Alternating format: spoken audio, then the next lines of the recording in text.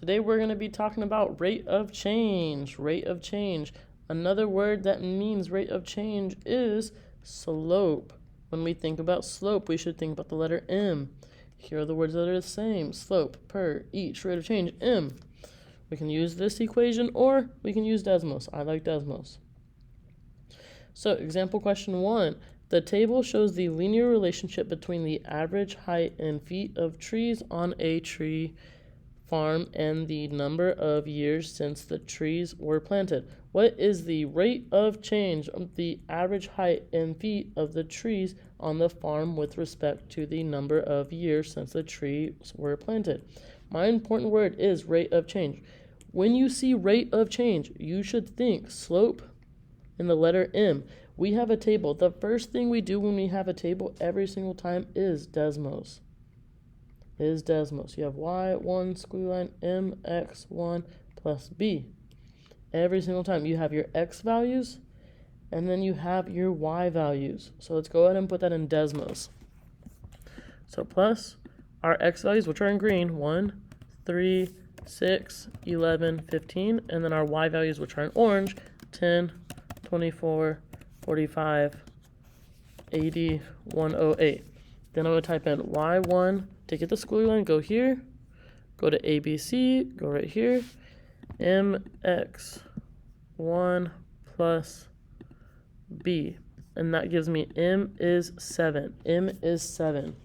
So I have m equals 7. So I'm looking at my answers and seeing which one has 7, which would be C. That is the first example.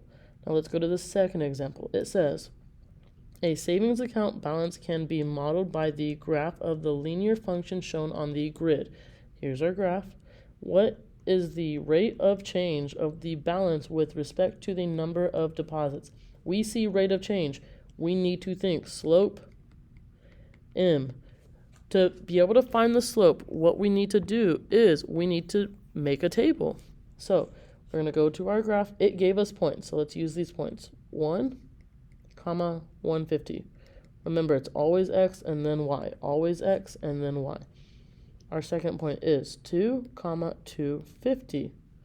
So make our table over here. 1, 150, 2, 250. And we're going to draw our table to help us, x, y.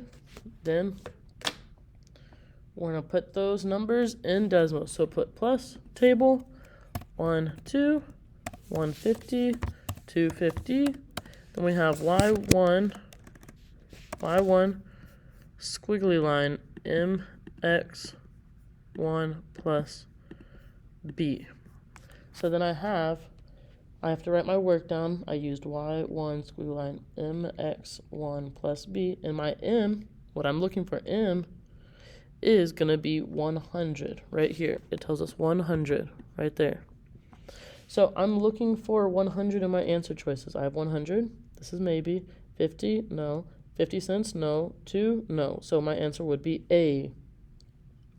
So let's go ahead and try example 3. A line is graphed on the coordinate grid as shown. Which table shows the same rate of change as the line in the graph? So I'm looking for same rate of change, same slope, so same m value.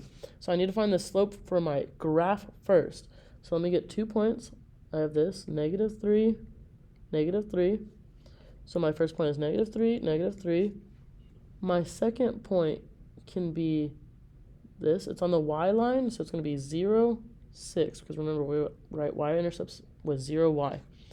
So I'm going to make my table xy, 0, 6, -3, -3. Let's go ahead and put that in Desmos, so clear it all. We want to put table, 0, 6, -3, -3. Put my y1 squiggly line mx1 plus b, and that gives me m equals 3. So what I need to do is I need to do Desmos 4 times now, 4 more times to get m for my table. So m for A, m for C, m for B, and m for D. So we have to do Desmos 4 times, 4 more times. So let's try A. So B put plus. We have -9, -8, -7, -6, -5. Then we're trying our y values. 2, 5, 8, 11, 14. Then we're going to type in the y1 squiggly line, which is right here. mx1 plus b, and that gives us m equals 3. This could possibly be my answer, but let's check B, C, and D just to make sure. So we're looking for the same slope. So plus table. For B, you have -4, -2, 0, 2, 4. And then for the y values, you have 3, -3, -9, -15, -21. And that is going to, now we need to put the y1 squiggly line mx1 plus b, which gives us m equals -3. So I know I don't want a negative number. I want a +3. It needs to match +3. So I can eliminate b. So now let's try C. Delete all table plus, you have -6, -3, 0, 3, 6. Then we have for our y values 3, 4, 5, 6, 7. We're going to type in the y1 squiggly line mx1 plus b.